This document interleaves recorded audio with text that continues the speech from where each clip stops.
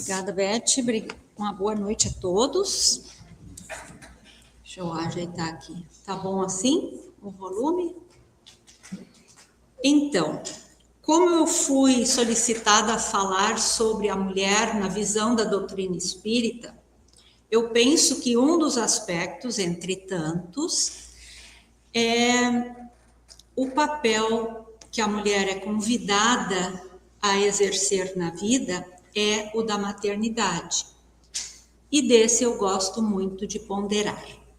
Então, e embora o meu foco hoje estará na mulher mãe, os homens e todas que não experimentam hoje a maternidade nessa encarnação, poderão igualmente se beneficiar da conscientização dos assuntos que trarei.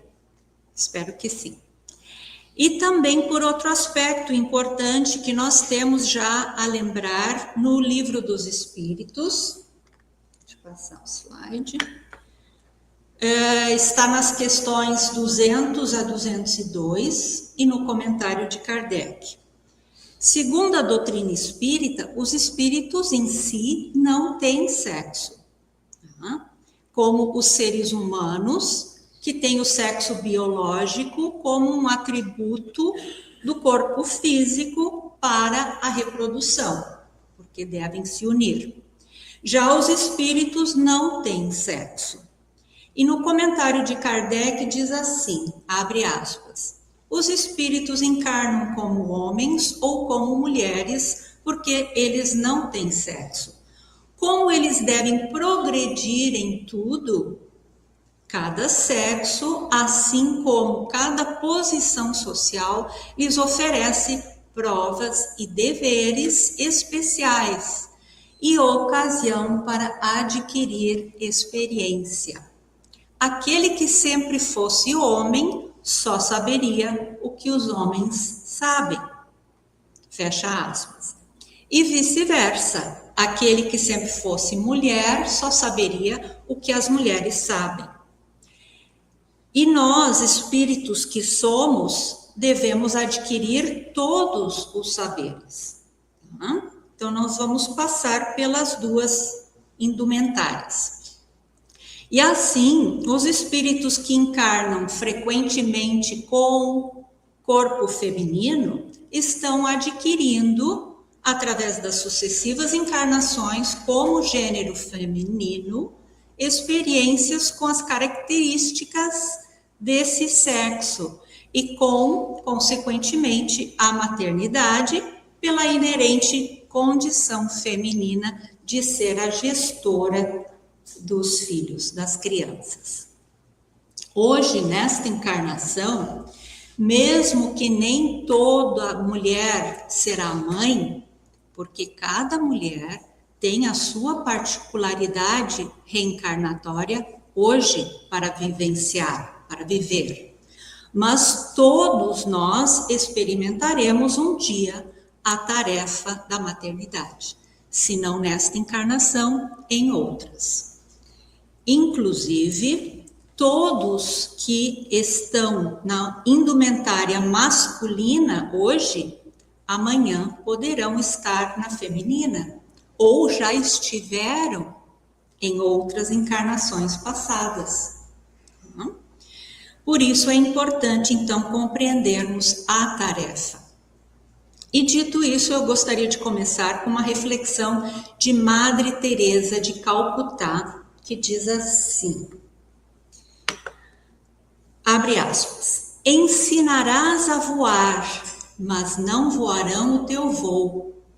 Ensinarás a sonhar, mas não sonharão o teu sonho. Ensinarás a viver, mas não viverão a tua vida. Ensinarás a cantar, mas não cantarão a tua canção.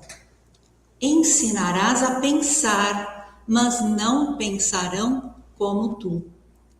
Porém, saberás que cada vez que voem, sonhem, vivam, cantem e pensem, estará a semente do caminho ensinado.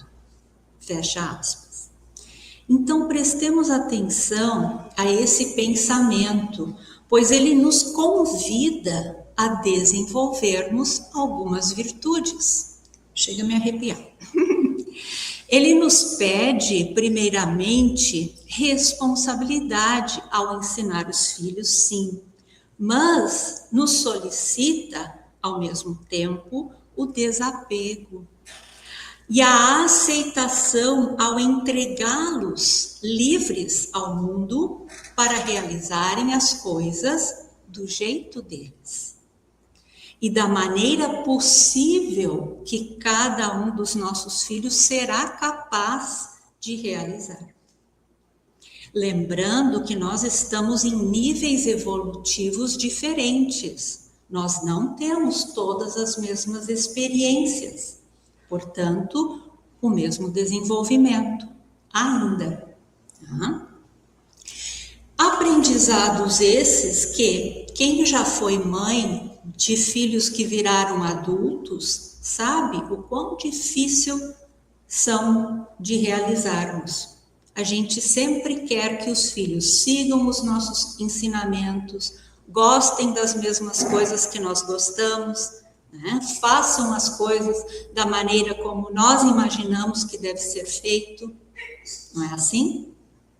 No entanto, são aprendizados que precisaremos também desenvolver no papel de pais dos filhos que a vida nos confiou e principalmente no de mãe, porque seguidamente é ela bem mais afetada quando os filhos se vão para o mundo.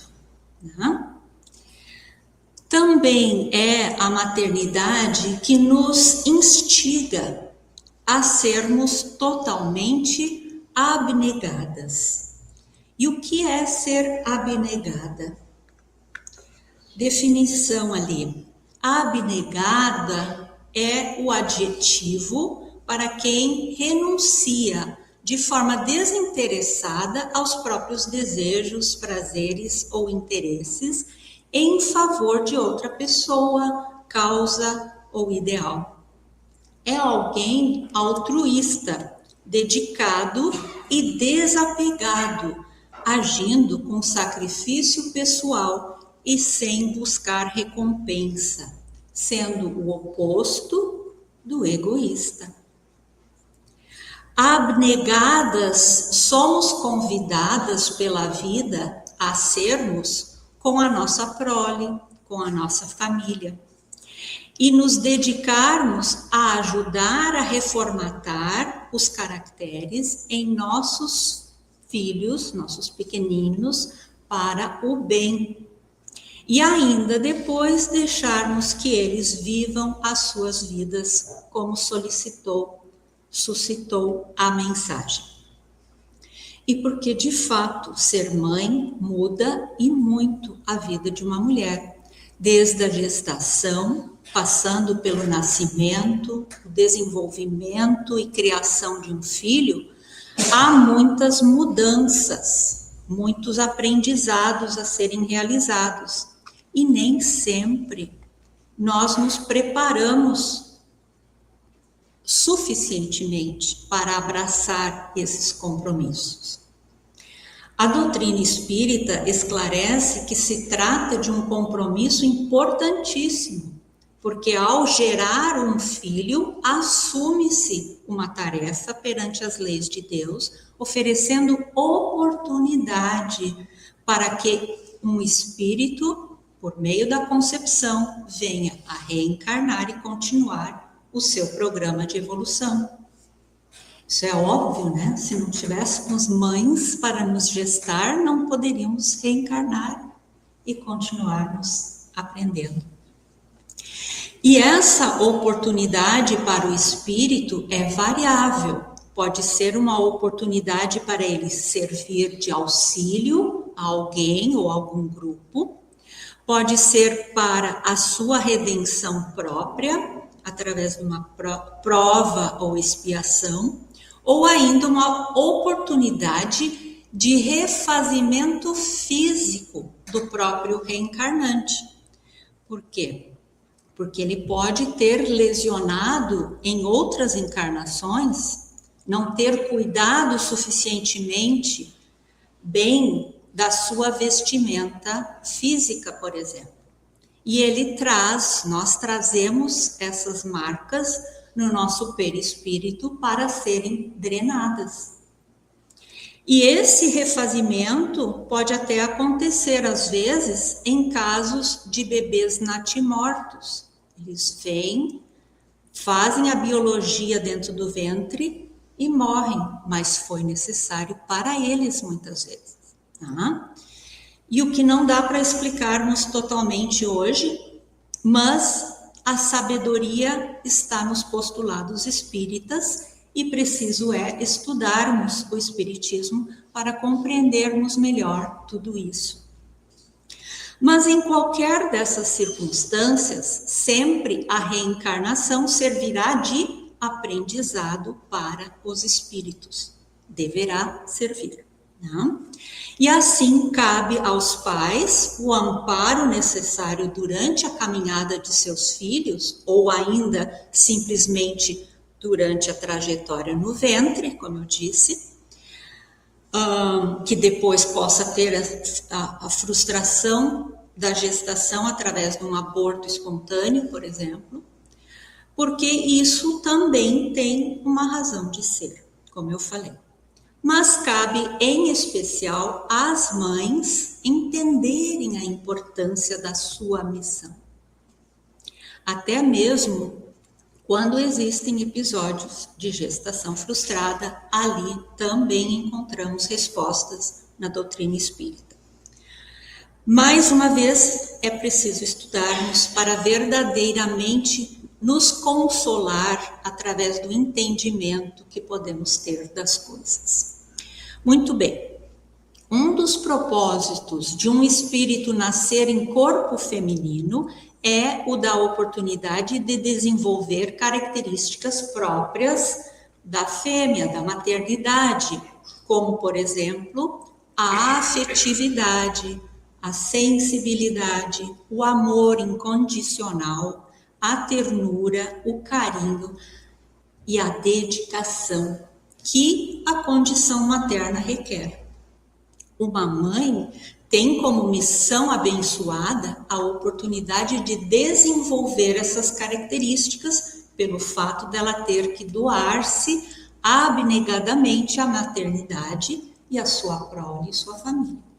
Sempre será um exercício árduo de desprendimento e uma demonstração de capacidade de sermos menos egoístas. Nem sempre nós conseguimos cumprir bem com essa tarefa, tá, gente? E tá tudo certo. É assim mesmo que a humanidade anda, devagarinho. E não obstante muitas de nós não termos conseguido êxito ao desenvolvermos essas virtudes numa encarnação feminina, Deus, com sua infinita misericórdia, nos convida a completar em outras encarnações. E assim, então, nós vivenciamos, como mulheres, uma variedade de encarnações, de tentativa e erro, até chegarmos à plenitude da tarefa, até tirarmos nota 10 em sermos mulher-mãe. E por que eu digo tentativa e erro? Porque é impossível acertarmos tudo nas primeiras vezes, muito menos na primeira. Muitas de nós falhamos e falhamos bastante. Vamos repetir a tarefa várias vezes. Então, que fique bem claro que as nossas falhas, elas não podem ser motivo para ficarmos ressentindo culpa. E aqui também eu não estou acusando ou criticando quem quer que seja de como que lida com a sua maternidade. As reflexões que trago servem para nós pensarmos e olharmos a nós mesmas como espíritos em processo de evolução. São processos individuais que cada criatura irá vivenciar e está tudo certo, tá? Mas é também entendermos que a culpa, por exemplo, ela serve para pontuar os nossos equívocos e nada mais. Tá? Todos nós erramos e não podemos ficar estagnados no sentimento de remorso. Isso é inútil e bastante ruim. A culpa, ela precisa simplesmente ser vista, admitida e servir, então, como um convite para mais responsabilidade. Daí sim, buscarmos corrigir e aperfeiçoar a tarefa para o futuro. E o que podemos fazer, então, para melhorarmos um pouco mais essa tarefa? Se mães somos, né? Podemos recorrer à providência divina que está disponível a todos nós. E nada mais é do que os espíritos benfeitores que têm a tarefa, sim, de nos auxiliar nos nossos desafios diários. Mas preciso é sintonizarmos com eles. É lei física isso, tá? E fizemos essa conexão com eles através da oração, por exemplo, sintonizando o bem. E essa sintonia se faz também pelos nossos sentimentos, pois são os nossos sentimentos que emitem vibrações específicas e sintonizam com frequências, então, boas ou ruins. Eu já trouxe essa tabela de consciência de Hawkins outras vezes, mas ela é muito útil. Então, coragem, confiança, aceitação são sentimentos que nos farão uma boa ligação. Daí nós podemos pedir discernimento para melhor agirmos, perguntando a Jesus: o que queres que eu faça? E isso para todos nós, para todas as nossas dificuldades, não só para as mães, né? Do contrário, algumas vezes é a vaidade, o ódio, o egoísmo, o medo, o desespero. Esses nos sintonizam com a desconexão do bem. E isso será ruim, obviamente. Nos conectamos pelos sentimentos inferiores aos espíritos ruins também, que irão nos atrapalhar em vez de nos auxiliar. E isso para tudo, tá? Outras vezes, nós mães simplesmente relegamos os cuidados eficientes da nossa prole, por vários motivos, aos outros. E nós podemos incluir aqui a entrega, hoje em dia, às telas também, né? E mesmo que nós achamos que temos as mais variadas justificativas para tal, a tarefa relegada por conta das nossas inabilidades de lidar com ela hoje, voltará para nós amanhã. Então precisamos entender melhor, precisamos buscar a vontade firme e forte de vencermos os nossos próprios desafios. Ainda porque todos nós nascemos foi para vencermos, tá, gente? As nossas lutas. E nós venceremos se nós tivermos uma boa sintonia com o bem. Isso é certeiro. Para então cumprirmos com a boa tarefa, o ideal então seria primeiramente estarmos constantemente trabalhando o nosso próprio aperfeiçoamento moral. Porque, lógico, né, o aperfeiçoamento moral de todo espírito que reencarna a nosso cuidado passa por essa mãe terrestre boa e aperfeiçoada. Concordo? Nem sempre nós tivemos uma mãe terrestre adequada, mas nós devemos buscar ser mais adequada para os nossos filhos, sem que o nosso passado sirva de desculpa. E aí eu pergunto, estamos efetivamente trabalhando em prol do nosso próprio aperfeiçoamento? Estamos conseguindo estudar e educar com dedicação os espíritos que foram confiados a nós? Pensemos. Em segundo lugar, seria o de buscarmos, através da fé, reeducar os nossos filhos. Estes espíritos que vêm com seu próprio enredo de experiências, tanto no erro quanto no bem. E cabe a nós a tentativa, tá? Porque nem sempre os pais conseguem. A tentativa de reconduzi-los em seus erros do passado, ou ainda de reforçar as suas virtudes já adquiridas em meio ao nosso mundo tão atordoado.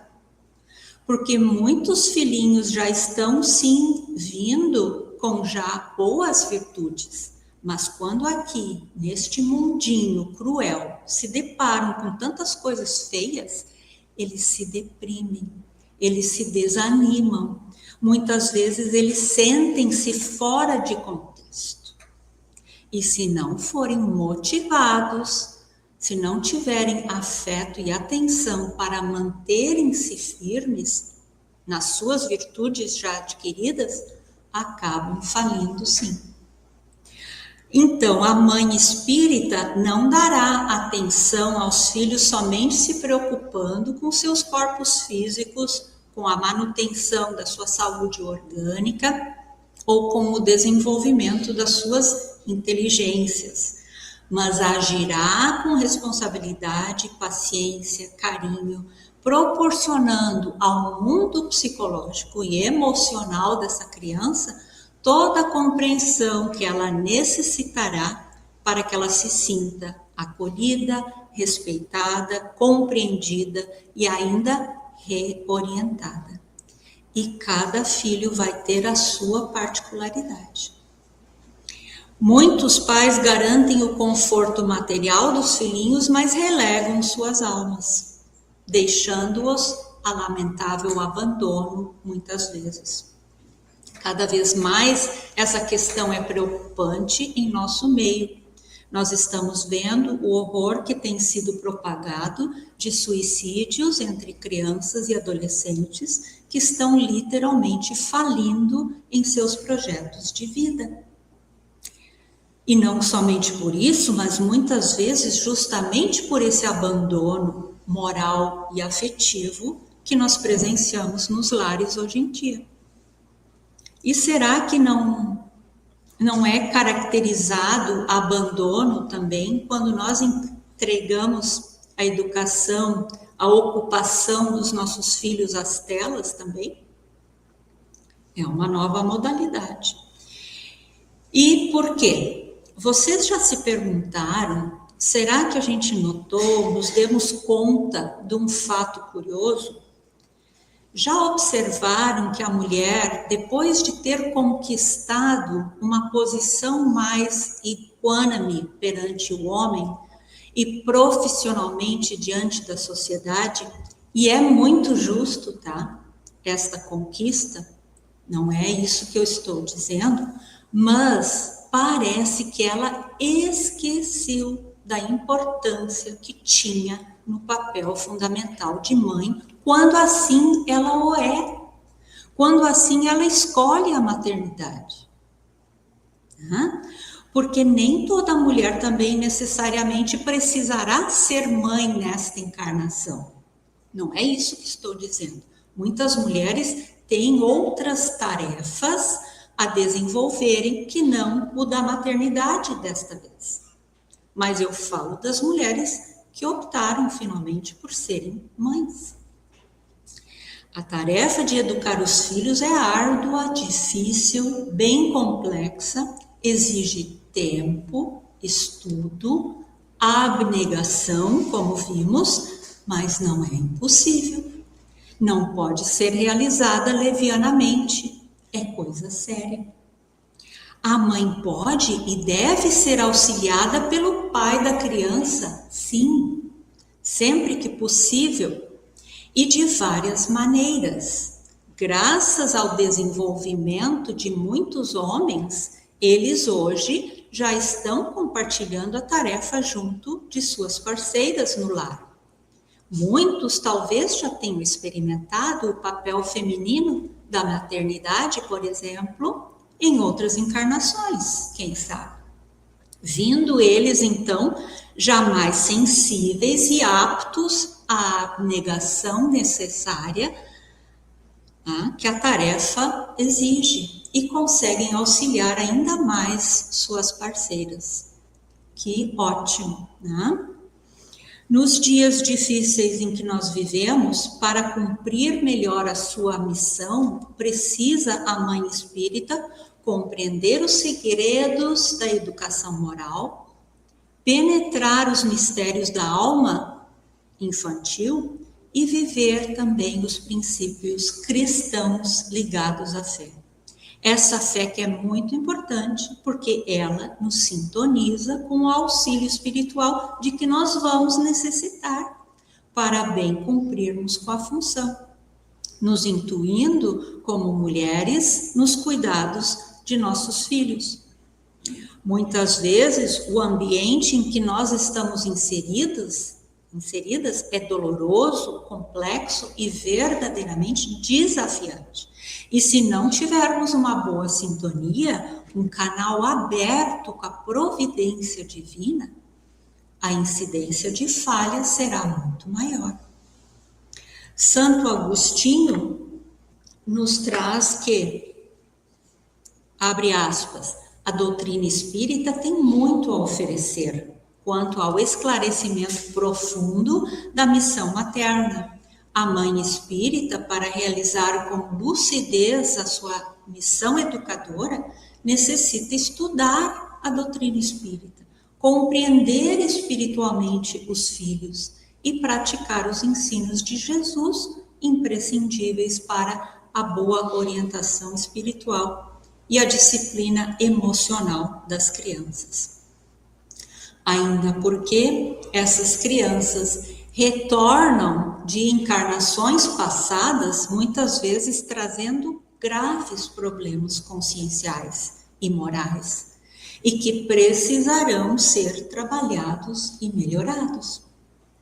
E eu ainda pergunto, nós sabíamos que a nossa maior oportunidade para reeducarmos esses espíritos que nos chegam é a janela de tempo que passa já dentro do ventre, os primeiros dias da infância, até mais ou menos os 7 anos de idade? Sim, esse período é importantíssimo e nos é concedido como uma espécie de trégua, onde o espírito ele estará mais maleável e mais suscetível de receber novas informações, tá? De formatarmos novos caracteres. Nós não nascemos como folhas em branco, mas recebemos nova chance de refazermos nossos caminhos. No entanto, muitas de nós estamos desperdiçando esse período precioso, né? Até mesmo por ignorarmos essa realidade providencial, esse mecanismo. Eu mesma não sabia disso na fase em que as minhas filhas estivessem mais suscetíveis e não pude aproveitar esse período para encaminhá-las a Deus na época. Dei sim abnegação e carinho, mas encaminhá-las não sabia, não perdi a fase mais maleável. E agora nós vamos ver outra curiosidade. Isso aí. Alírio de Cerqueira Filho, que é médico e divulgador da doutrina espírita, nos explica nesse livro da esquerda lá, A Saúde das Relações Familiares, o seguinte. Eu que escrevi aqui e era Pais e Filhos. A Saúde das Relações Pais e Filhos. Dentro de uma visão psicológica transpessoal, a mãe é o arquétipo da ligação com Deus. A função principal dela seria de fornecer esse modelo de ligação da criança com Deus. Por quê? Porque é a mãe que nos gera e, ao nos gerar, ela nos propicia a existência momentânea no corpo, da mesma forma que Deus nos gera a existência espiritual. A mãe é que divide conosco suas emoções mais íntimas durante toda a gestação. Então, olhem que importante isso.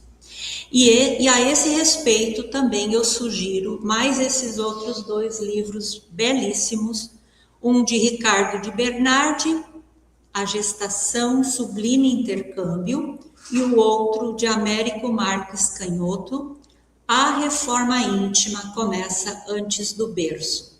Esse último, inclusive, eu uso como grupo de pais que facilito aqui na nossa casa. Esses 3 livros dão uma verdadeira aula preciosa para nós sobre as consequências psicológicas, tanto intrauterinas, tá? Muita coisa acontece dentro do ventre, tá, gente? Quanto depois do nascimento até a primeira infância.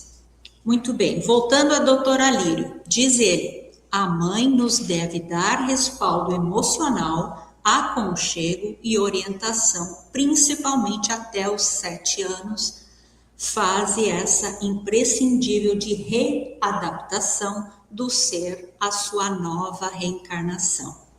E ele explica ainda, Deus é o Criador e a mãe é co-criadora por excelência. A mãe cocria, oferecendo o seu próprio corpo, seu sangue, sua vida, toda uma série de funções biológicas, bem como espirituais. Durante a concepção, há um acoplamento do perispírito do filho ao perispírito da mãe para o seu nutrimento, não apenas biológico, mas sobretudo espiritual. E essa ligação energética espiritual é bastante forte e perdura até o final da primeira infância por uma espécie de cordão umbilical fluídico que se une intensamente ao filho com sua mãe. Imaginemos então o estrago quando essa ligação é rompida ou agressiva de alguma forma, em vez de ser afetiva como deveria, né? O espírito, então, é acoplado ao perispírito da mãe, permanecendo ligado por esse cordão fluídico que é criado no instante da concepção. E durante toda a gestação haverá o desenvolvimento do cordão umbilical físico. Na hora esse é cortado, mas o fluídico permanece. Entre a mãe e a criança continua existindo a ligação psíquica e perispiritual. Então, isso é algo primordial de entendermos, não acham? Existe uma simbiótica mãe e filho que é atributo da fêmea com seus filhos.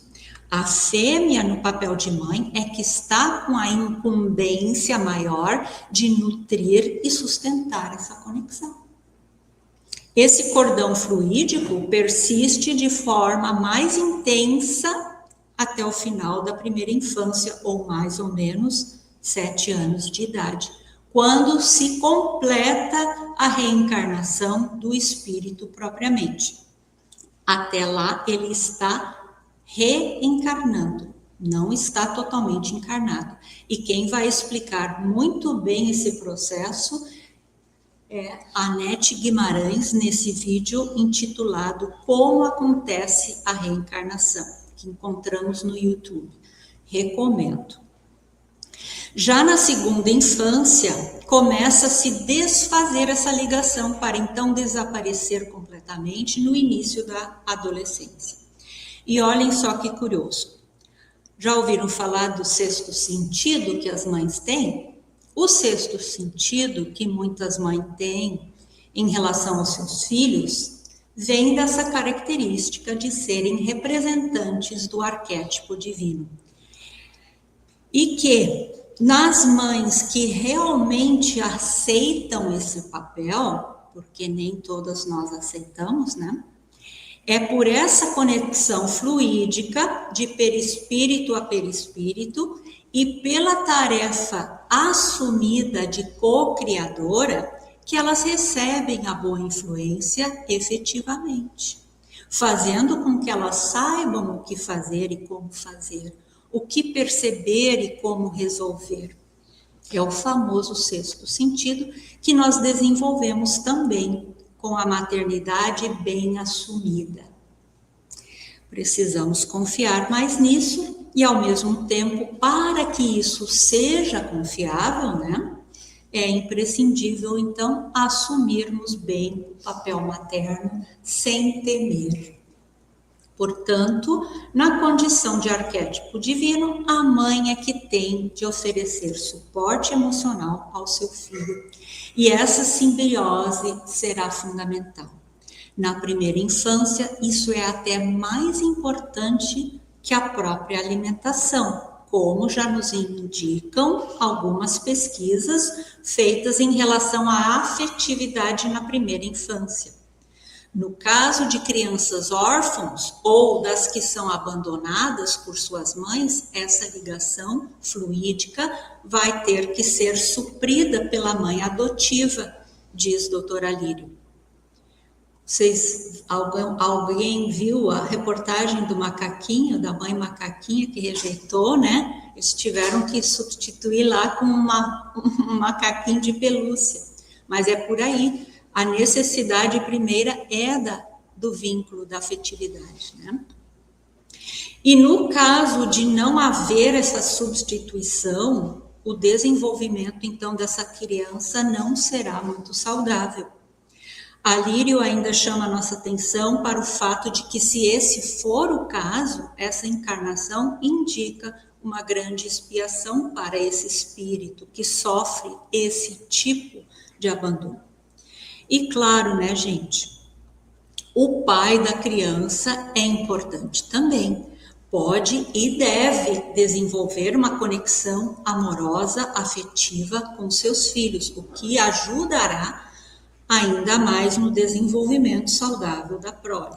Mas, por isso tudo que acabamos de ver, por essa especialidade dada à mulher-mãe, ela terá com o seu filho todo um encanto maior.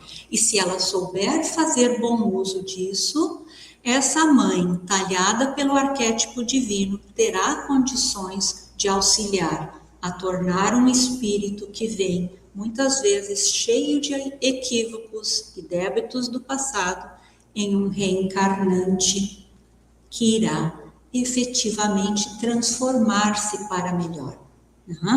E o seu caráter será melhor, podendo ele ainda ser alguém mais brando e humilde de coração, conforme Jesus nos convidou a sermos. O objetivo principal da maternidade para a mulher é ser esse arquétipo divino. A maternidade é algo verdadeiramente sagrado. Não é para agradar os nossos caprichos. Eu quero ter um filho. Nem para agradar aos futuros avós. Muito menos deva ser uma conformação à sociedade em sua maioria. Então, pensemos com mais carinho e responsabilidade perante a tarefa. E ainda, para reforçar essa necessidade, o propósito desse vínculo materno com sua prole, nós vemos na explicação do Livro dos Espíritos, pergunta 890, que nos esclarece que o amor maternal é uma virtude ou um sentimento instintivo comum nos homens quanto nos animais. Mas, lá diz assim, a natureza deu à mãe o amor pelos filhos no interesse de sua conservação. No animal, esse amor é limitado às necessidades materiais. e cessa quando os cuidados se tornam inúteis. Já no homem, ele persiste por toda a vida e comporta um devotamento e uma abnegação que constituem virtudes. Fecha aspas.